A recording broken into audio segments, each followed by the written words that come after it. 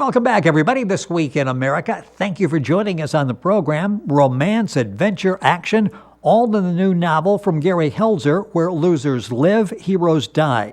Thriller readers will enjoy the ride, the post-Vietnam War experiences of Hans Metzger, nicknamed the Cowboy, an adventuresome but troubled vet. Author Gary Helzer was raised on a farm in Idaho. After high school, served in the U.S. Navy before moving to Nevada, where he worked in casinos. He's with us on This Week in America. Gary Helzer, author of the fast-paced, action-packed Where Losers Live, Heroes Die, joining us on the program. Hi, Gary. Welcome to the program. Hi, thank you for having me. It is my pleasure to have you. Interesting discussion we'll have on the book tonight. Without giving too much away, Where Losers Live, Heroes Die. I love the main character. And first of all, I mentioned action-packed. You've got action right off the start. Was that part of when you sat down to put the book together that you thought, okay, I'm going to capture people right away? This is a quick start you've got in the book. Action right on page 1. Well, yeah, I figured I'd better get it going right from the beginning. Yeah, when you go through the first page, you've got our attention here, and you hold it all the way through the book. The book is called Where Losers Live, Heroes Die. Got to ask you why you decided to write the book and where this story came from. I mentioned your military background. Was part of this story that you lived or heard about it in your life? Well, thoughts came to my head, so I started writing them down. It wasn't no particular ones. Some of them, I think I got from movies, and others from things that really happened. And it's just, I don't just remember how the thought come up, but as I started thinking about it, I thought this might make a good story, and that's when I started writing things down. It really does make a good story, and I mentioned the main character, Hans Metzger.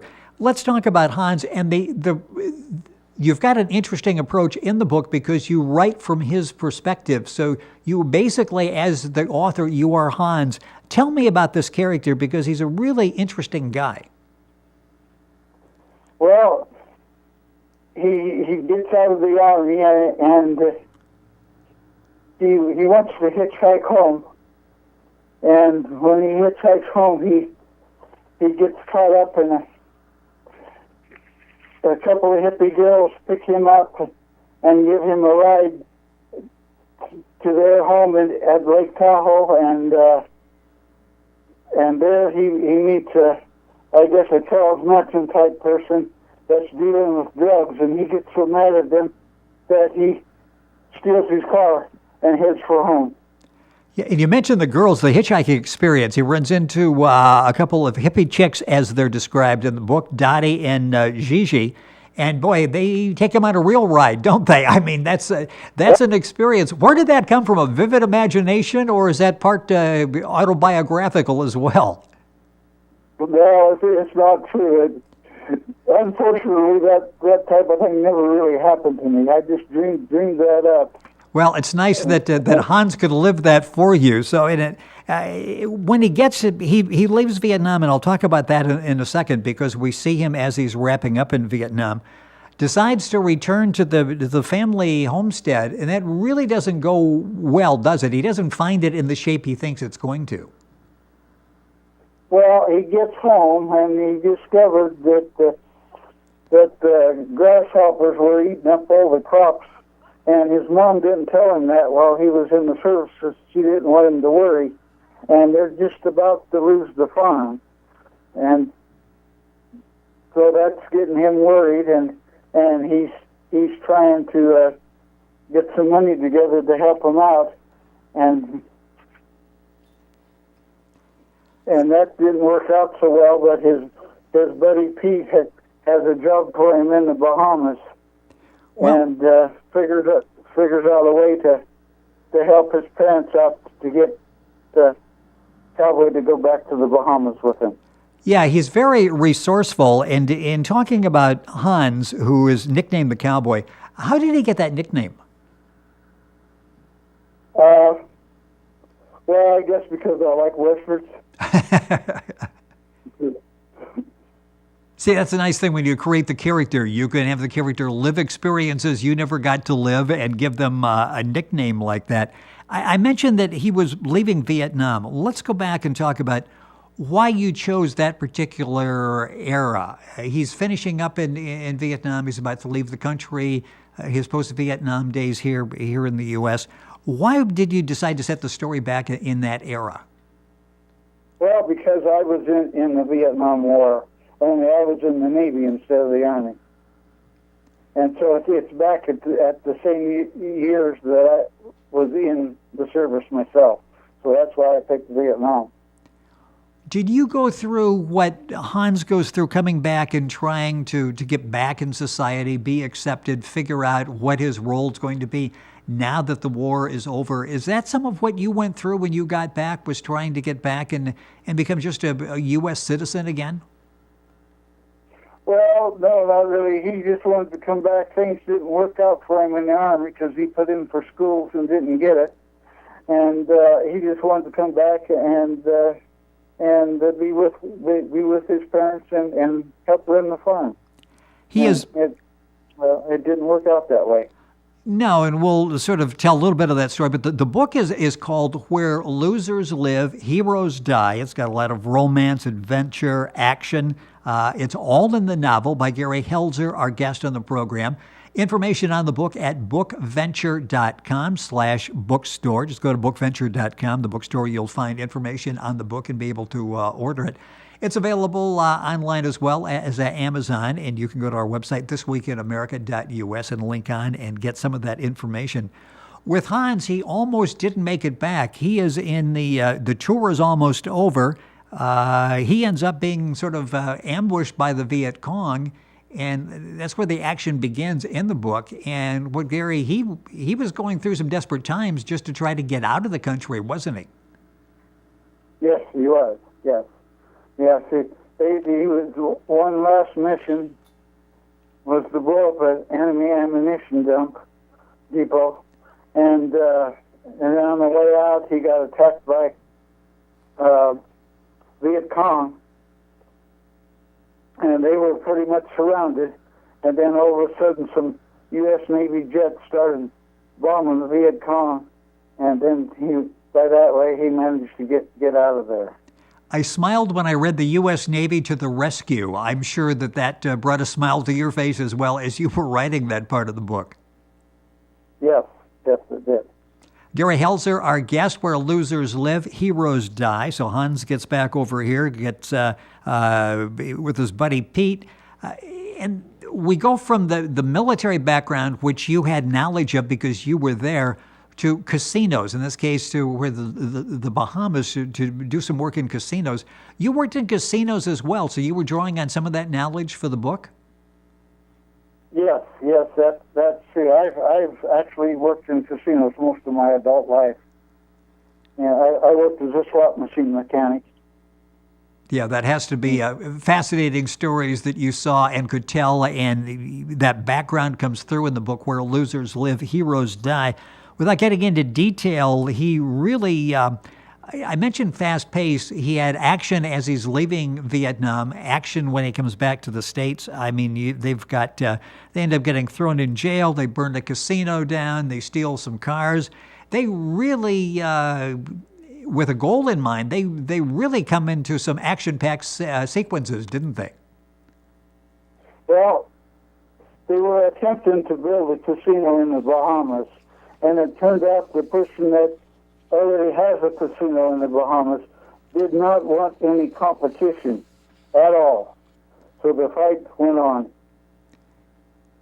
The book is Where Heroes Live, Where Losers Live, Heroes Die. Our guest is Gary Helzer, who is the author of the book.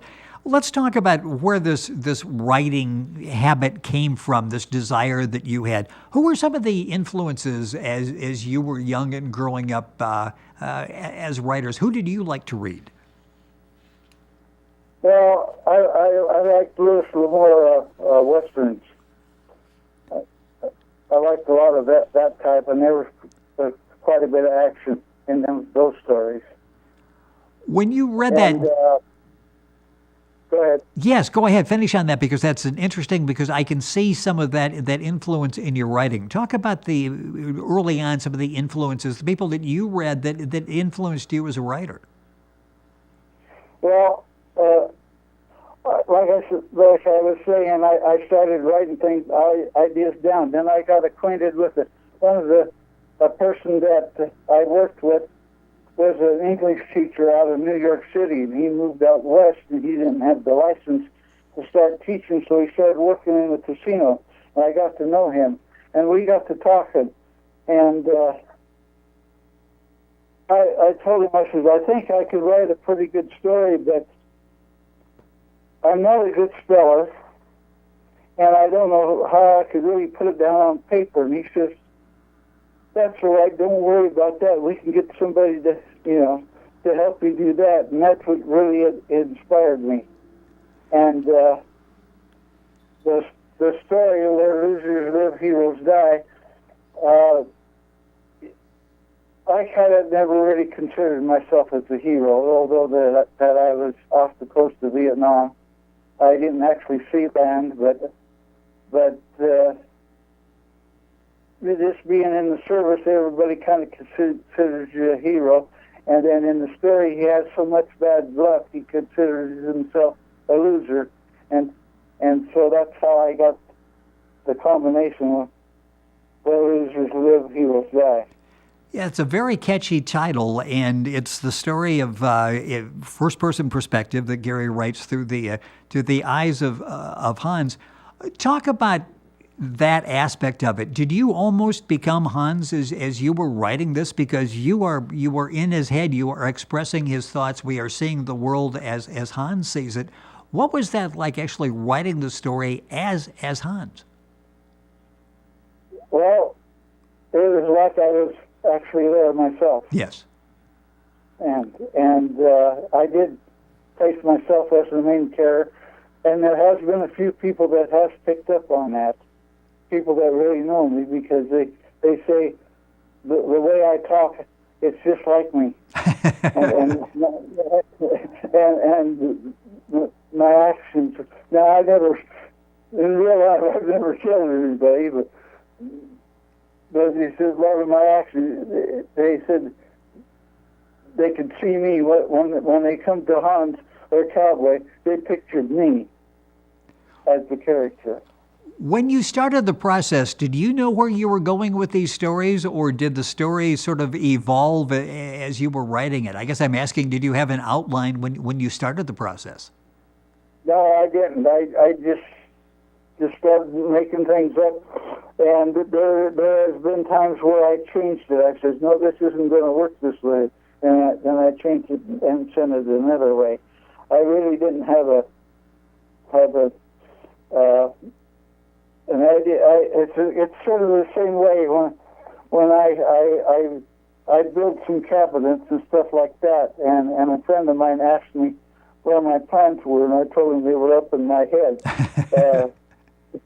And I think I wrote basically the same way, because I'd start out like building a cabinet. I'd make some measurements, but before I actually got started, I ended up changing them anyway, so I forgot about drawing a design. And I think I basically kind of ended up writing the same way.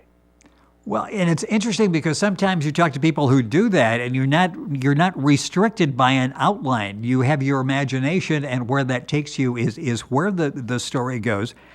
Talk about research as well. This is fictional, but it's Vietnam, it's the Bahamas, it's casinos, it's things that people have some knowledge of. What type of research did you have to do? Well, this story could actually happen. There's nothing supernatural. And then I went to places. I actually went to the Bahamas. And like the National Guard getting ripped off.